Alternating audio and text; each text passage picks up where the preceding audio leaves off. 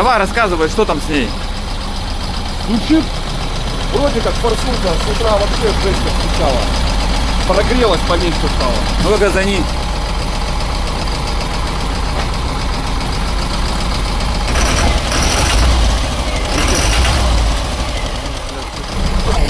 А еще раз газанем, посмотрим выхлоп.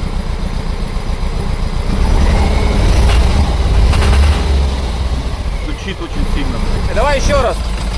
Газуй. Без первой форсунки. О, все. Вот, отключаем первую форсунку.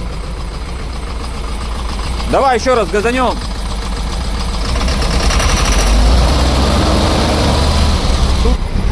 Ребята, а вот и стук. Вот рокер просто лежит тут рядом. На первом цилиндре. Он отсутствует вот здесь. Он лежит рядом. Джак N80 с Cummins ACF 3.8. Вчера зашел со стуком.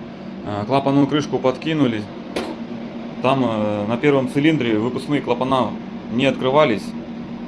Форсунка, соответственно, впрыск давала, но не воспламенялась. При этом еще в обратку лила. Вот как мы видим. Сейчас мы ее разберем, посмотрим, почистим, поультразвучим, какие запчасти стояли. Будем менять клапан, распылитель. Оставшиеся 3 форсунки будем проверять на стенде. И, в общем, тут комплексный ремонт. Помимо того, что газов как таковых некуда было деваться, еще и 2 уровня масла в поддоне форсунка налила. Тяжелый случай, в общем. Будем дальше посмотреть. Меряем компрессию на первом цилиндре.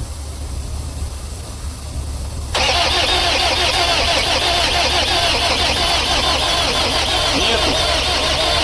Компрессия очень печальная. Не знаю, сколько километров он так ехал, но выпускные клапана, вот те 2 дальних, были в закрытом положении. Форсунка при этом льет в обратку, но мотору, по ходу дела, капремонт. Что еще обнаружили? Вот коромысло мы поставили, клапана отрегулировали. Так вот этот открывается клапан, а этот в заклиненном положении находится. Видите, как косо он стоит.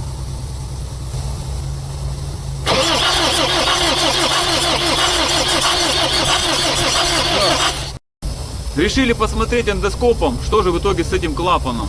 Видите, он в открытом положении, выпускной клапана. Поэтому у нас и нет компрессии. То есть он пытается поднять,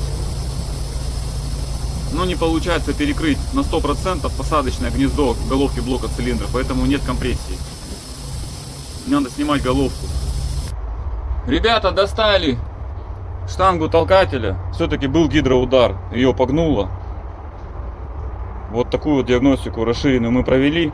Подписывайтесь на наш YouTube канал СобакаДП-КРД, либо на наше сообщество ВКонтакте Дизель Про Краснодар. До новых встреч!